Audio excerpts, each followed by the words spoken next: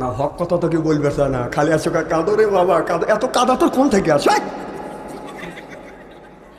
না, রসুলের সাইডে কান্না মানুষকে দুনিয়া ছিল যতক্ষণ ছিল।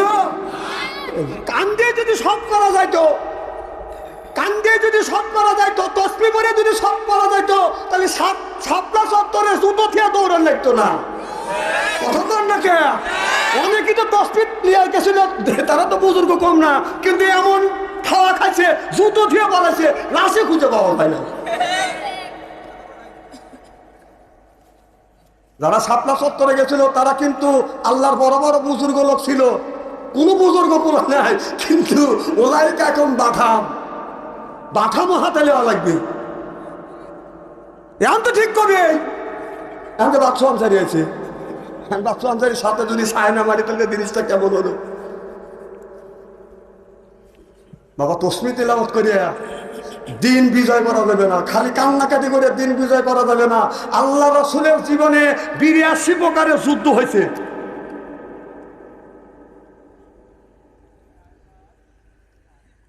যদি আমরা বলি আর আমাদের কয় যে মোল্লারা রাজনীতি করে, আর রাজনীতি তো মোল্লারাই করবে, তোদের তো রাজনীতির কথা বলা হয় নাই, মোল্লারা রাজনীতি করবে, এই কথাই কোরআনের মধ্যে হাদিসের মধ্যে ডাইরেক্ট বলা আছে।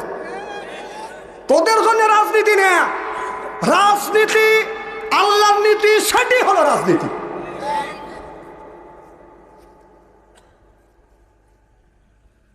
আমার ভাইরা, মুসলমান ভাইরা, আল্লাহর হাবিবের উম্মতেরা, সাহাবী বলে ইয়া রাসূলুল্লাহ, ইয়া হাবিবাল্লাহ, বেশি কিছু চাই না, সোনের একটা বিল্ডিং চাই, আর হীরা কাঞ্চন মুক্ত দিয়ে একটা খাপ চাই। সুবহানাল্লাহ।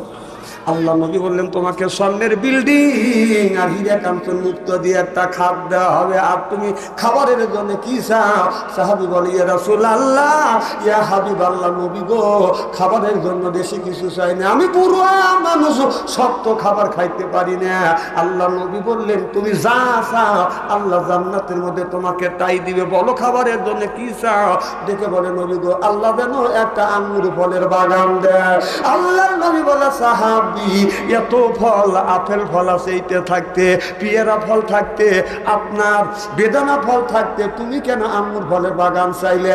এবার সাহাবী বলে নবী গো, আমার মুখের ৩২টা দাঁত, একটা দাঁতও নাই, আল্লাহ যদি আপেল ফলের বাগান দেয় কামড়া ভাঙতে পারবো না, এরপরে বেদানা ফলের বাগান আপনার বাগান দিলে বেদানা ফল আমি কামড়া খাইতে পারবো না, এরপরে আপনার পেয়ারা ফল দিলে আমি খাইতে পারবো না, আল্লাহ যদি আঙ্গুর ফলের বাগান দেয় মুখের মধ্যে নিব, মাছকি দিয়ে ঠাসি মারবো, রসে আমার পেটটা ভরিয়ে যাবে। আমি এই হাদিসটা পড়িয়ে আমি যাচাই করবার জন্য একটা আপেল ফল কিনে আনলাম এত বড়। আমি আমার এলাকার একটা মুরব্বী দাদা কাছে যা বললাম, দাদা, দাদা কয় কি নাতি, মানে দাঁত নাই, কথা বুঝতেছেন না। কম দাদা আপেল ফল কি খাবেন? দিলি তো খাওয়াই যায়। কম খাও, কয় না শেষে দেও। কি দেও?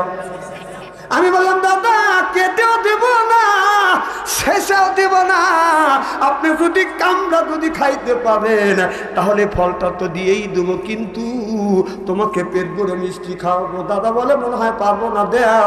দেখলাম দাদার কাছে ফলটা দিলাম, দাদা কামড় দেয়, স্লিপ কাটে। হাসেন না, হাদিসের কথা হাসেন না। যার দাঁত নাই সেই বোঝে, এখনই যার দাঁত নাই তার কাছে কাপড় বেরো দেন, যে কামড় দিবে স্লিপ কেটে চলেছে। আমি নিজে প্র্যাকটিক্যালি হাদিস পড়ে খালি প্র্যাকটিক্যাল প্রমাণ করছি। দাদা কামড় দেয়, ফসকে আছে, আমি চোখের পানি ধরে রাখতে পারিনি, আমি তওবা করি, আল্লাহ, আল্লাহর কসম করে বলতেছো, আল্লাহ আল্লাহ তুমি তো মনের খবর জানো, আমি তোমার হাদিস বিশ্বাস, রসুলের হাদিস অবিশ্বাস করিনি, আমি মানছি, কিন্তু একটু যাচাই করতে চেয়েছি দেখি সত্যি এই দাঁত ছাড়া মানুষ, যাদের দাঁত নাই তারাই ফলটা ফাটাইতে পারে কিনা। ৩-৪ মিনিট পর দেখলাম ফলটা গুড়িলাম, দাদা কামড় দিছে, ঠিক চিহ্ন নাই, খালি ফচকে আইছে। দাঁত থাকলে সে একটা দাগ হবে, ছোট ছোট বাচ্চাকারা মুখের মধ্যে হাত দিলে কামড় দিলে দাগ হয়। কথা কয় না পাবো জোরকম, মানে এত সুন্দর করে কোরআন হাদিস বাস্তবের সাথে মিল করে বুঝনের পরেও যদি না বোঝেন, কি বলে বুঝবো আপনি? তো কম না, না খালি কই দে বাবা কাঁদো, এখন কাঁদো, হ্যাঁ রে কাদার সরেস, খালি বিষয় আসবে, কোনো কথা নাই। পীর সাহেবের চাইতে দামি দামি কথা বড় বড় মৌলানা বলতেছে, আর পীর সাহেব রাস্তায় হাইটে আসতেছে, কিন্তু দেহি আর একজনে কিমডি শুরু হয়ে গেল, ও আহা ও গুঁড়ো কিমডি কুটু কুটু করে। লোক দেখছি এইরকম জানোয়ার দেখে পীর সাহেব হাইটে আসতেছে, ঠিক কিনা বলুন? রাগ করতেছেন মনে হয়, তাই না? আর আইনেন না, আপনারা গোপালপুরের মানুষ, আমি সাদাতপুরের মানুষ। আর পশ্চিম তো, আমি তো অপশ্চিম বলতেছি। তোর মমতা যা করিয়ে গেছে, খুব কি খারাপ লাগতেছে নাকি? কষ্ট করবে দেন আমার ভাইয়ের আমার। আমি দেখলাম আপেল ফলের কিছু হয় না, দাঁত লাগাইছে, দাঁত থাকলে দাঁত বসবে, খালি ফসকে আইছে। আমি তওবা করতেছি, আল্লাহ তোমার নবীর হাদিস আমি অবিশ্বাস করিনি, আল্লাহ তুমি আমাকে মাফ করে দিও। কিন্তু যাচাই করলাম, দেখলাম একটা বুড়ো মানুষ, এই জন্য বলছে আল্লাহ নবী গো, আল্লাহ যেন আঙ্গুর ফলের বাগান দেয়। আল্লাহ নবী বললেন আল্লাহ তোমাকে আঙ্গুর ফলের বাগান দিবে, তারপরে তুমি কি চাও? বলে নবী গো আর কিছু চাই না। আমার নবী বললেন আরো কিছু নিতে হবে। তাই কি কয় বউ? কয় বুড়ো বয়সে বউ দিয়ে আমি কি করবো? আল্লাহ নবী বলেন একটা না দুইটা না, জান্নাতের মধ্যে যখন রওনা করবে কম করে হলো ৭০টা করে বউ দিবে এক একটা পুরুষকে। চিল্লে কোন আল্লাহু আকবার। বুড়ো মানুষ ছোট করে বলেছে, আর যুবকেরা হাসতেছে, এইরকমই তো দরকার। ৭০টা একটাই পারো না।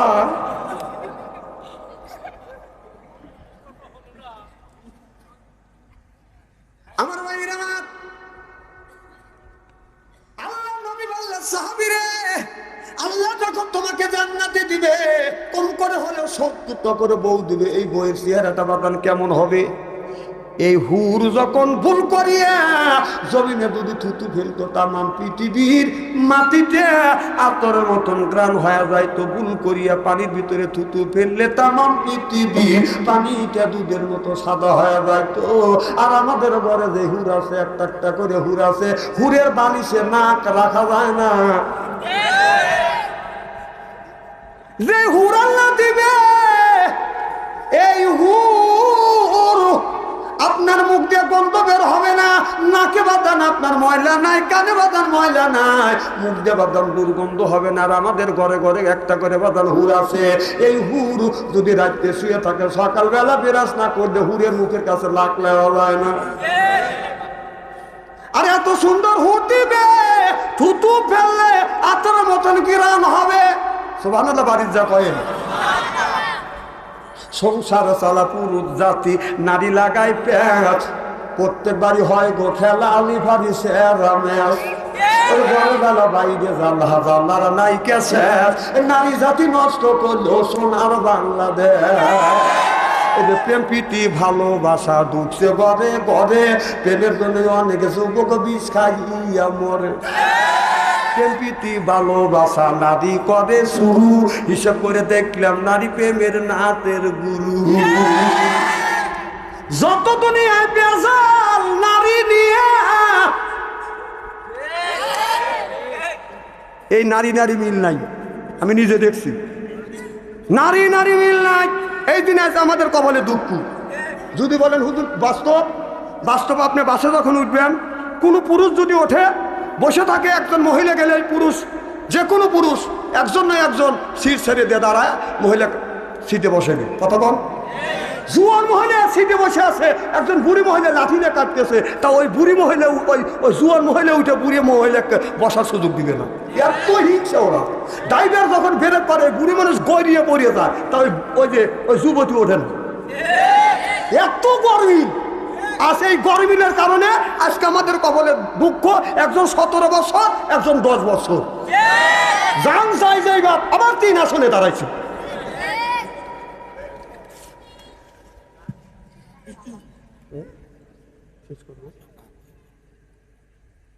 না না, আমি কথা অবাস্তব বলতে, আপনি ভয় খান কে?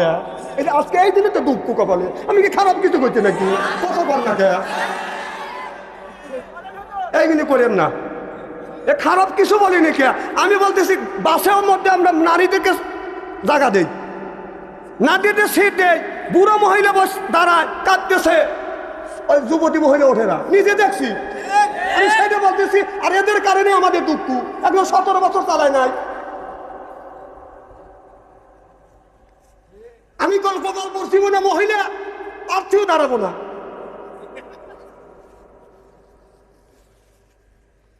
ব্যাপারটা হলো এই, আমি যে দল করি, আমি যে কর্ম করি, আমি যে কাজ করি, সেটা যদি কোরআন হাদিস দিয়েও যদি বলা হয়, যদি আমার বিপক্ষে যায়, মোট আনসাইন্টিফিকটা ঠিক হয়নি। আর আমি যে দল করি, আমার দলের পক্ষে যদি কথা হয়, আমার নেতা নেত্রীর পক্ষে যদি কথা হয়, তাহলে সেটা যদি কোরআন হাদিস দিয়ে বলা হয়, বলে মোট আনসাইন্টিফিকটা ঠিক হয় নাকি, মানে দলের পক্ষে কথা বলি ঠিক। ব্যাপারটা হলো এইরকম। আমি একটা ভোটের কথা বলবো না, ডাক্তার ভোট দেন অমুক অমুক ভোট দিয়ে অমুকে ভোট, এ কথা আমি বলবো না, জীবনে বলিও নেই, বলবো না, দরকার কি। কিন্তু বাস্তবের সাথে কথা বলি মানুষকে বুঝানোর জন্য। আমার ভাইয়েরা, আমার মুসলমান ভাইয়েরা, আল্লাহর হাবিবের পেগম্বরদের ভালো করে লক্ষ্য করে শুনুন, আমলে নিয়ে তোলার শুনতে হবে। এই যে দেখেন পুরুষ মানুষ বাজার কত সুন্দর কষ্ট করে, এই নারী ঘরের মধ্যে বাজার প্যাঁচ লাগায়, কি লাগায় কি লাগায় না। এদের পুরুষেরা আমরা যারা বাবা আছি, সারাদিন পরিশ্রম করি, সারাদিন আমরা পরিশ্রম করি ছেলে মেয়ের পেটে খাবার তুলে দেওয়ার জন্য, আর সুন্দর পোশাক পরানোর জন্য, সুন্দর কাপড় দেওয়ার জন্য, গাম জড়াই কাপড় সুপুর সিঁড়ি ছেলে মেয়ের শরীরে ভালো কাপড় দেওয়ার জন্য। দেখা যায় আমাদের ছেলেরা, আমাদের মেয়েরা আপনার কাপড় সুপুর খুলিয়া টিকটক করে কিছু লাইক পাওয়ার জন্য। বাবা মা নিজের গাম জড়ায়া, নিজের গায়ের কাপড় ছেড়ে ছেলে মেয়ার গায়ে সুন্দর পোশাক পরানোর জন্য, আর মেয়েরা সেই সমস্ত সুন্দর পোশাক খুলে আপনার টিকটক করে ফেসবুকে আর টিকটকে লাইক পাওয়ার জন্য। কথা বল না কেন, কথা কেন অবশ্য বলতেছি।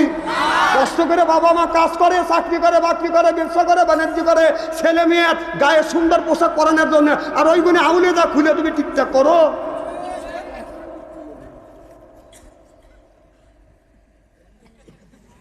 আরে মানুষ মানুষ জ্ঞান থাকতেও অজ্ঞান হওয়া যাচ্ছে। আমার ভাই, আমার ভালো করে লক্ষ্য করে শোনেন, আল্লাহর নবী বললেন, সাহাবীরে এক একটা পুরুষকে আল্লাহ 70টা করে বউ দিবে, যাদের বয়স হবে বাদন আপনার 18 থেকে 16 থেকে 17, 17 থেকে 18, এর চাইতে বয়স বেশি হবে না। আপনার এই মানুষটা যখন জান্নাতে যাবে আর 70,000 হুর আসবে, আপনার জান্নাতি গান নৃত্য পরিবেশন করবে আর বলবে, নাহুনু মুখাল্লাদাতু ফালা নাজিদু ওয়া নাহনু নাইমাতু ফালা নাবাসু। আল্লাহু আকবার। এই ফুরের গাইতে লাগবে বাদান 70,000 বছর। অনেক স্বামী আছে বউকে বাদান দেখতে পারে না, অনেক বউ আছে স্বামীকে বাদান দেখতে পারে না, এরকম লোক আছে না নাই? অনেক স্বামী আছে বাড়িতে আছে, বিবিকে ডাক দেয়, সালমার মা, কোনো কথা কয় না, ও সালমার মা, কোনো কথা কয় না, ও সালমার মা, 3 বারে বাড়ি উত্তর দেয় না। একই স্বামী এসে ডাক দিলে, সালমার মা, আর তুমি উত্তর নিলে কুত্তর মতো। অনেক পুরুষ আছে বিবির কাছে যা বলে, তোর বিয়ের সংসার চললো না, আমার আর একটা বিয়ে করাই লাগবে, এরকম পুরুষ আছে না নাই? বন্ধুগণ আমার, আমি বলবো, মা, তোমার স্বামী যদি তোমাকে রাখিয়া অন্য মহিলার পিছনে যদি যায়, পরকীয়া প্রেম করে, না, এই জান্নাতি গান যদি আপনি মুখস্থ করিয়া বিছানায় যখন শুইতে যাবেন, একই বালিশে 2 জন শুবেন মুখোমুখি হয়ে, একই বালিশে। মা আয়েশা রাদিয়াল্লাহু তাআলা আনহা বলেছে, আমরা স্বামী স্ত্রী আমার বিশ্ব নবীকে নিয়ে আমি যখন ঘুমিয়ে পড়তাম, একই বালিশে মুখোমুখি হয়ে ঘুমাইতাম। সুবহানাল্লাহ বললেন না?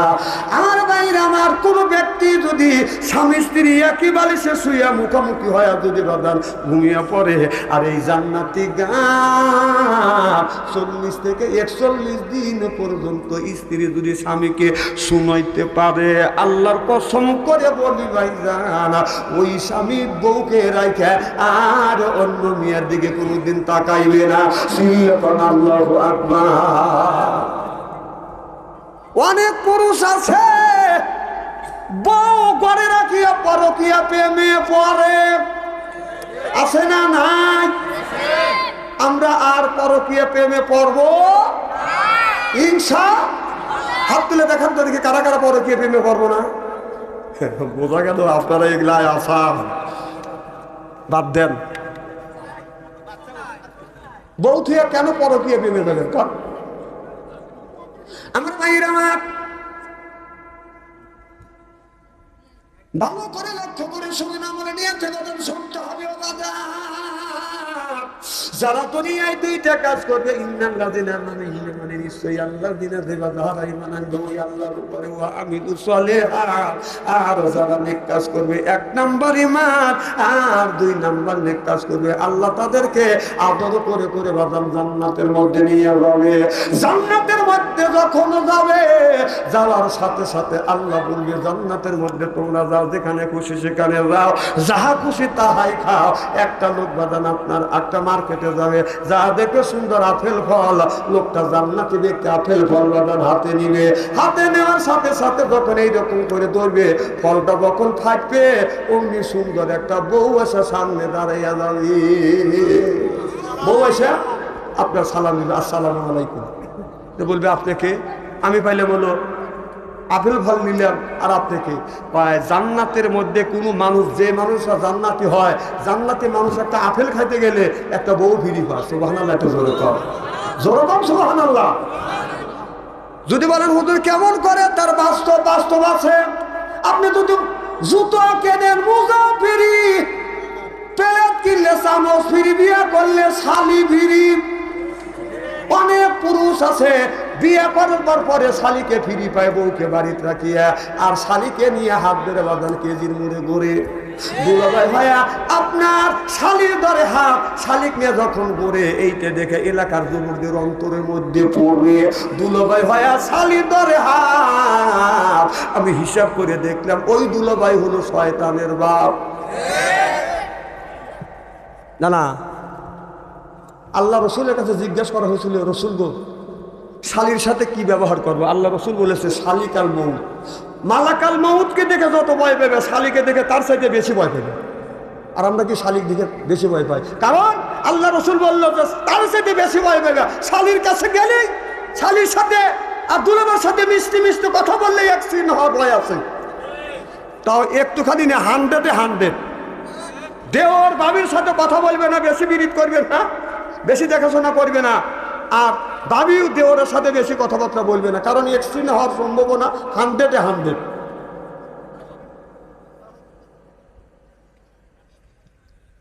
না কথা কি অবস্থা বলতেছি নাকি? আমি ওয়াজ করতেছি, কিছু লোক দোয়া ইউজ করতেছে। আরে বাবা, এইগুলি ওয়াজ, হক কথা বলা লাগবে, অন্যের প্রতিবাদ করা লাগবে। এটা অন্যায়, এটা করা যাবে না, এটা ন্যায়, এটা করতেই হবে। ন্যায়ের পক্ষে কথা বলতে গেলে জেল খাটা দরকার হলে জেল খাটবো, জরিমানা দেওয়ার দরকার হলে জরিমানা দেবো, প্রয়োজন হলে ফাঁসির মঞ্চ আনবো। বাতিলের সাথে অবস্থায় চিল্লে কর, ঠিক কিনা? তাকবীর।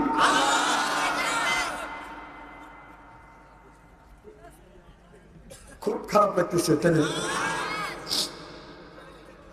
আমার ভাইরা, আমার মুসলমানের ভাইরা, আল্লাহর হাবিবের উম্মতরা, ভালো করে লক্ষ্য করে শুনুন, আমলে নিয়ে তোমাদের শুনতে হবে। আল্লাহ বললেন ইন্নাল্লাযিনা আমানু, ইন্না মানে নিশ্চয়ই আল্লাযিনা যারা ঈমান আনবে ওই আল্লাহর উপরে, যে মানুষটা নামাজ পড়বে আর ঈমান আনবে, এই মানুষটা যখন জান্নাতে যাবে ৭০,০০০ হুর আসবে, রিসিপশন করে বাদান জান্নাতে নিয়ে যাবে। আল্লাহু আকবার করে। তাহলে নামাজের কথা আল্লাহ আপনার ৮০ থেকে ৮২ জায়গা বললেন। কোন জ্ঞানে নামাজ ছাড়া দিয়ে মাথা রাখছো বড় বড় চুল, ওই লোকটা করে ভুল। পরনে হলো পাটের শালা, হাতে হলো লোহার বালা, গলায় হলো পুঁতির মালা। আমি হিসাব করে দেখলাম ওই লোকটা অরিজিনাল শয়তানের শালা। নামাজ নাই, রোজা নাই, হজ নাই, আর যাকাত নাই। বলে খাসার ভিতর আছেন, পাখি ঢুকলো কিভাবে? ওই যে খাসার ভিতর আছেন, পাখি ঢুকলো কিভাবে? মুর্শিদকে খাওয়াইলে সানা, পাখি কি খাবে? হায় হায়, মুর্শিদ খাইলে মা কোনো সানা, পাখির তো খাওয়া হইল না। মুর্শিদকে খাওয়াইলে সানা, পাখি কি খাবে? পাখি ঢুকাবে তো তোর কি? পাখি বলে বেশি বেশি করে নামাজ পড়ো, বেশি বেশি করে রোজা রাখো, বেশি বেশি করে জিকির করো। রসুল বললেন কুল্লু সাইয়্যিদ সেকালাতুল কুলুবি যিকরুল্লাহ, বেশি বেশি করে জিকির করলে কলবের ময়লা পরিষ্কার করে দেয় কে? এই যে কাপড়ে যদি ময়লা ভরে সাবান ছোটা দিলে সেটা পরিষ্কার হয়, শরীরে যদি ময়লা ভরে সাবান দিলে পরিষ্কার হয়, অন্তরের মধ্যে ময়লা বললে আপনি কি দিয়ে পরিষ্কার করবেন? ও মনে বাবলা পাতা দাগ লেগেছে, মনে বাবলা পাতার দাগ লেগেছে, ধুইলে কি যায় সাবানে, মনের ময়লা বুঝবে কেমনে? খাসলো তো যায় না রে ধুলে, স্বভাব যায় না রে মনে, শিকার গন্ধ যাইবে কি ভাই, সুসর গন্ধ যাইবে কি ভাই, গোলাপ জল দিলে মনের ময়লা বুঝবে কেমনে? নবী বলে কুল্লু সাইয়্যিদ সেকালাতুল কুলুবি যিকরুল্লাহ, বেশি বেশি করে জিকির করো, কলবের ময়লা পরিষ্কার করে দিবে আল্লাহ। সিল্লাতান আল্লাহু আকবার।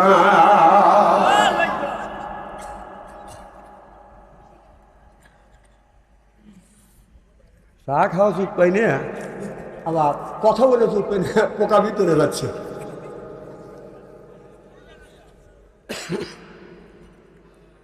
আমার ভাইয়ের আমার তাহলে বানানো লাগবে, কিসের বানানি রে? ওই দেখ কি লাগাইছে, ওই তোর কেউ এই জায়গা কথা কর জায়গা,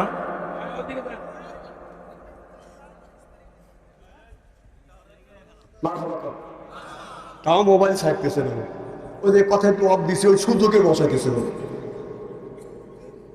একটুকু সুযোগ দেওয়া যায়। কি কর, যতক্ষণ আছে এতক্ষণ খালি বল বল, মানে এরা তো বোঝে না যে বাজে কথা বক্তার কানে আসলে